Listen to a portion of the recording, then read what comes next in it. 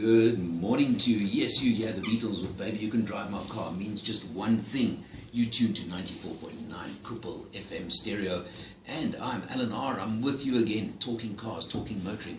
Maybe you can't drive my car, but I hope we can drive your cars. And that's what we do. We drive cars, we play with cars, and we talk about cars. Joined in studio today by a good friend and colleague, Martin Pretorius. Morning, Martin. Morning, Alan. Good to have you here with me. Yeah, great. I mean, always fun. And Martin's an old hand in this industry as well. One of the big stirrers of our game, but that's part of the fun of it. And, well, just always good to have another voice and another opinion. And Martin's never short of those. So we can have fun talking cars today, talking motoring. If you're into cars, if you're a petrolhead or the man or woman in the street, doesn't matter who you are, because we're going to talk to you. We're going to talk cars and motoring and driving and all those things. Very full show today, Martin, because we've both, during this last week, been on the launch of the new Ford Ranger buggy. Yeah, we've been all over the country, actually. Absolutely. Separate groups on it, unfortunately, but that's how it goes. But I tell you, that new Ranger, we're going to talk about it quite a bit just now, but wow, they've upped their game. That is quite the buggy. Aha. If you've been waiting for your new buggy, well, I think maybe you waited long enough, quite honestly, because this is on the lists. Toyota, they've jumped you by 3 months. You've got to wait another 3 months plus for the new Hilux. But this one's way ahead of... It's going to have to be good to match this Ranger. Oh, yeah. After that, we're going to be talking Tata. Yeah. The new Tata Bolt that's just been released. Yes, not to be confused with the same Bolt. No, definitely not. Not quite as quick. Well, let me tell you, with a little turbo motor, maybe it is fairly quick. But and economical, which I'll talk about just now. That's important. And during the Tata interview, we're actually going to be talking to a gentleman by the name of Manny Dekana, who is the MD of the importers of Tata and Hyundai, AMH Group. So it's going to be good. Then later on in the show, we're going to talk Formula One, Russian Grand Prix last week, and just catch up on what the situation is. So it's a full show. There's no doubt about it. Let's get straight into the Ranger. Yeah. And down in the Western Cape over the week, this last week, I was there Monday, Tuesday. You were there Thursday, Friday. Yeah, up until yesterday. Yeah, absolutely.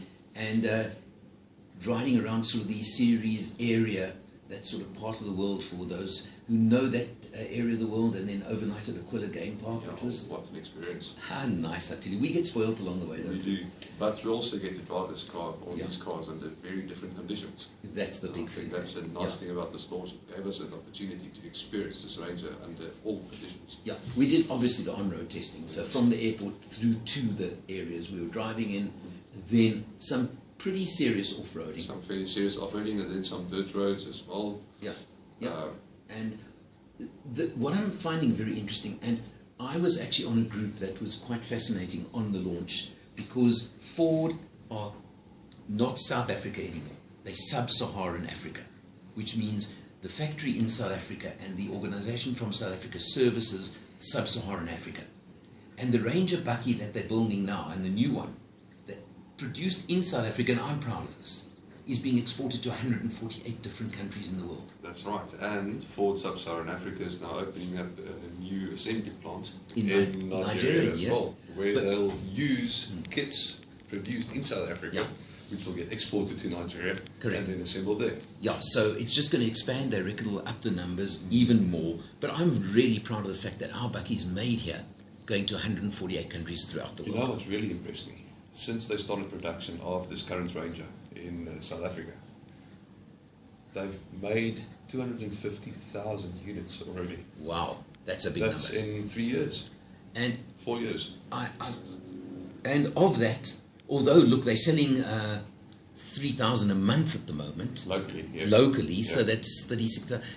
They probably, okay, the numbers have gone up. They probably did like 25,000 a year. So at least 100,000 plus have gone out of the country. Yes. That's massive benefits on exchange, on everything for this country, and I love hearing that. Yeah. But now talk the vehicle. Let's go to the vehicle. What I find incredible is the range. Yes. They 30 odd models. 33 derivatives for South Africa. Yeah. And then there are plenty for the rest of Africa that don't necessarily apply.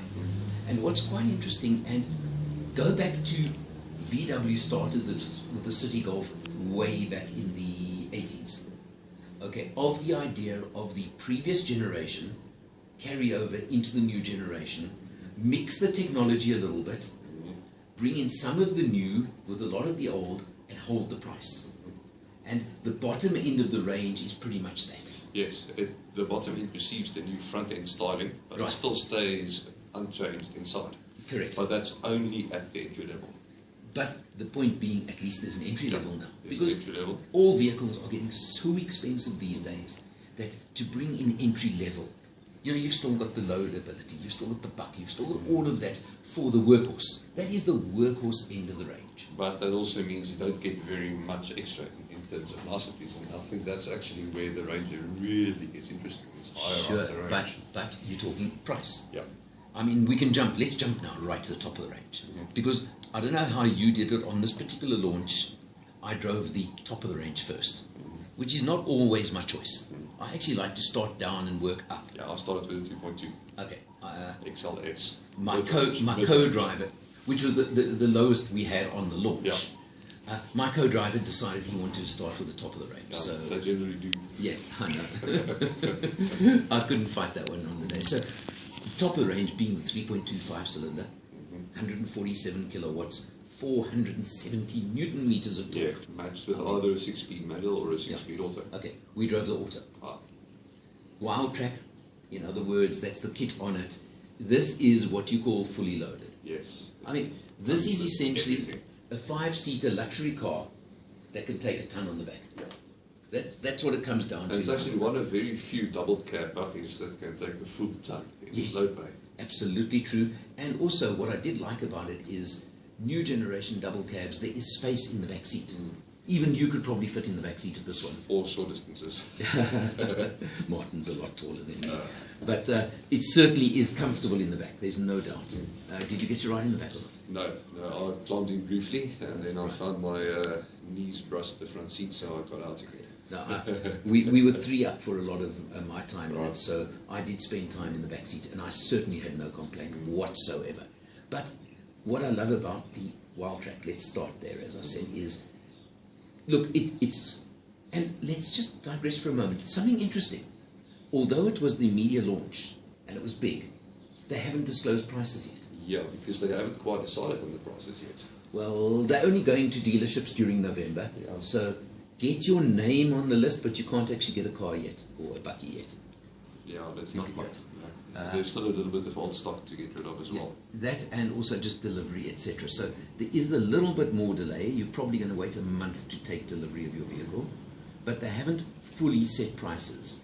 But let me tell you, I compared, and we were chatting about this on our way through here, Martin, to the new Everest that I spoke about last week, because there's a lot shared between these two.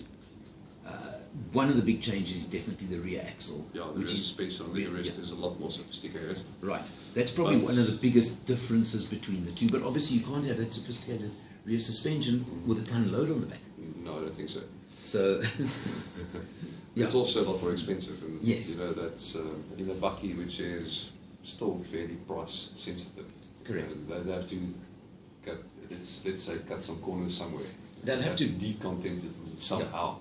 and look, what you're lacking on the Ranger relative to the Everest, and I'm taking the top model Everest at 645, is that suspension. And then there was the terrain management. The terrain control, Yeah. that you don't have the selectable terrain control, and it doesn't come standard with the adaptive cruise control. No, it's part of an option. Yeah. So those are the deletes between the two. So work out for yourself the difference in value. I think maybe it's unfair of us to speculate exactly where it's going to go on that. Yeah, look, I guess I'd say the top spec Wild Track Auto will probably cost about 550,000. I'm guessing closer to 6, but let's just see which one of us is going to be right on this. Okay, should we put some money on it? We'll see. Yeah. We'll see. No. I'll never gamble with you. Never bet with you. But it's in that range, I think. Yeah. And you look at what's on the market now, it's not going at either figure, it's going to be pretty much price competitive still, relative, and considering it newest, the latest. It's got a lot of the safety spec, the latest safety spec. It's got lane departure, it's got blind spot monitoring. It's got all of those. It's got Sync 2, the connectivity. With a lovely colored touchscreen system. Correct. Yeah. many USB ports and all sorts of All of those are there. high-tech, Yeah. big car, luxury car features. Correct. And the next thing is to say it is seriously capable off-road. Yes. We took it up a mountain track, not massive rocks and boulders, but it handled it beautifully. The other thing that I really, really found interesting is the hill descent control, Yeah. which you press a little button and you Look, control hill your speed by the cruise control button on the steering wheel to increase and decrease speed. Now, to give some perspective to our listeners, those into the off-road thing, let's say we took it somewhere between level 4 and level 3 off-road track. So it's not as wild as it could be, but it's still fairly testing. You wouldn't go there with your soft roader, for instance. Right. And that hill descent control works very, very interesting. Fantastic. It's actually exactly the same mode of operation as your normal cruise control. So you Yes. select the speed you want and you press the cruise control set button, and it maintains that speed, and it works really, really well. It's actually one of the easier and more effective hill descent control systems that I've ever encountered. I'm going to go with you. You're far more experienced off-road than I am. I'm learning the off-road game, and I've had a few goes at it recently and having fun doing it. This one was definitely the easiest I've It driven. makes it very easy. And look, I took the 2.2 manual up the mountain. Right. Right. And that car also has a hill start assist function, which keeps the thing stationary until you decide to put it away. And that actually makes it so much easier because you don't have to bother with the handbrake anymore. Oh, well, yeah. Now, talking about 2.2. Yeah. Okay, that's the other engine option at the moment on the diesels. Well, there are two 2.2 diesels, 88 kilowatt. Yes. That's the entry level one. Right. But that's mostly available only in fleet spec. Yeah. So let's discount that one for now. You go into the other one, which is a 118 kilowatt, Yeah. 385 newton meters of torque. So still very strong, very big on that. You can get it in single, club cab or super cab or double cab That's version. right. Not a wild track. No, there's no wild track. not That's on that, yeah. XLS and XLT Right. as well. As I said to you, I Right. still think I would love Ford to build a wild track version with a 2.2. Yeah, look, As far as I'm concerned, I just found that if you're towing and the 3.2's rated to a 3.5 ton towing capacity, which is exceptional, but in my book, if I was buying one of those right now, I would love the 2.2 with wild track. I actually think the 2.2 XLT is possibly optimal because you I have your prefer- Sync 2, I you want have the your extra Sync bells 2 and things, whistles. you have all the Yeah. Sync 2 and all the nice, Yeah. most of the nice things inside, but it's a fair bit less expensive. Yeah, I just want the bells and whistles. Ah. So I would not be surprised if somewhere along the way Ford don't sneak in 33 derivatives. What difference is a 34th going to make? And actually build the wild track version of Yeah, it. that's true. I think customer demand may come along. Then again, wild track is the halo model, Yeah. so they probably want to keep it slightly more exclusive. Let's see. I think between us we know enough people at Ford. Maybe we should chat to them and see what they Maybe say you on should it. give Mr. Jeff Nemeth a Yeah. little phone Well, call. I can always do that. Could be fun. But overall, what's your summary on the Ranger? I think the Ranger is actually the bucket to beat now. It was always very capable, but now it's actually had some opportunity to prove itself out in the field. And I've spoken to some current Ranger owners, and they would actually buy them again. Interesting. Now that's a strong endorsement. Yeah. But apart from that, the extra refinement introduced with this latest version of the Ranger, new chassis mounts, new engine mounts, and so on. It really, really rides beautifully. It's very capable off-road. It handles well, and it's incredibly spacious. I think you'd have to go far to find more space and more capability around the same price range. I'm going to endorse everything you're saying here. There's no question about it. Something I find quite fascinating is I've read some comments calling it a facelift. To me, this is way more than a facelift. This is a new version, in my I think book. it's a facelift. I agree it's a facelift, but it's a very, very comprehensive one. Yeah, it's the whole far- front section has been changed, Yeah. and that's the facelift. But underneath the skin, it's been upgraded quite considerably, including the engines. The Correct. 2.2 That's right. high output Yeah. goes from I believe 110 this is to 118 kilowatts, but it's a lot more refined. And they say it's supposed to be about 10% more fuel efficient as well. Add that in as Yeah. well. So I'm seeing it more as a new model than a facelift. The question we've got to throw back out, we said at the beginning, is new Hilux. February, new Hilux. Look, the current Hilux, I don't think anybody will disagree with me when I say it's ancient. Yeah, it's been with us for a decade. Yeah. They've obviously skipped a model range overseas, it's have they been not? the same for the last 10 years, all over the world. Okay, because that's totally unheard of in Yes. most terms these days. The thing is, when that Hilux or the current Hilux came out, it was very advanced. Absolutely. It was the largest Yeah. and the most comfortable and so on in its class. But the competitors have all caught up, and in some ways, most ways, actually passed it. Yeah, well, that's my point. So the new one has got a lot to do. Yeah, it has to catch up, and they re-established leadership as well. Now, I don't know if you see in the latest magazine, there was a sneak preview for some very privileged large motoring magazines who got taken off to Iceland the other day, and they are raving about it. Yeah, but some of them also say the Ranger.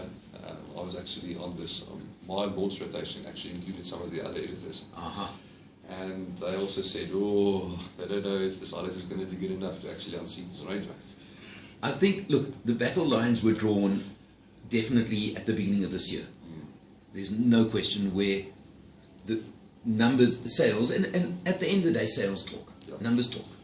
The battle lines were well and truly drawn beginning of this year, if not before that. Well, I think the battle is not going to change in any way. I think they are going to be slugging it out big time for the next year or 18 months. That's what I'm seeing. If you look at the sales figures and you break it down into the different segments, right, the Ranger has actually been outselling the Hilux for the last year already in the leisure market. In other words, the wild tracks and XLTs and double cabs and so on. Yeah. The only reason the Hilux is still close to the top of the sales charts is because of strong fleet sales to the mines and farmers and construction businesses and so on. Well, now the question becomes, Ranger has brought in that end of the market, That's right, which they didn't really have on the previous version. They've expanded their range quite considerably. Interesting. Yeah. Last point is that according to Ford, the split on sales, because I mentioned just now there are three body styles. That's right. Single, super cab, double cab, and it's 15% to super cabs, and roughly equally split the other 85% between single and double. Yeah. That's their sort of numbers they're talking. So very, very interesting stuff. You know what? I find it fascinating. I know you do. I want to watch what goes on in the next, as I said, 12 to 18 months. Yeah, it's going to be very interesting. Look, we'll see the new Hilux in February next year. We'll probably see it before then, but I think it will be generally available by February next year. I think they're talking launch February. Yeah. I think that Bourbaki has its work cut out. But there's a new Nissan Navara coming as well. You had to throw that in, didn't you? Yeah, and that's probably going to be very good as well. And there's a new Mitsubishi Triton coming as well. The Navara, the only thing is traditionally has been a little bit more expensive than the others. So let's see where that falls in on price range. And the new Navara will come with a new independent rear suspension as well. So that's going to quite possibly push up its price. Yeah. And the other bakkie, also a strong contender, always in the top three in South Africa for the last few decades, is Suzuki KB, which also received a facelift. Just had a facelift as well. So they're all upping the game. They're all upping their game. But I think the Ranger probably spurred a lot of this development. I think they had to. When the current Ranger came out, it just moved the goalposts. Yeah. And they've all been playing catch up now. Yeah, they've all been playing catch up.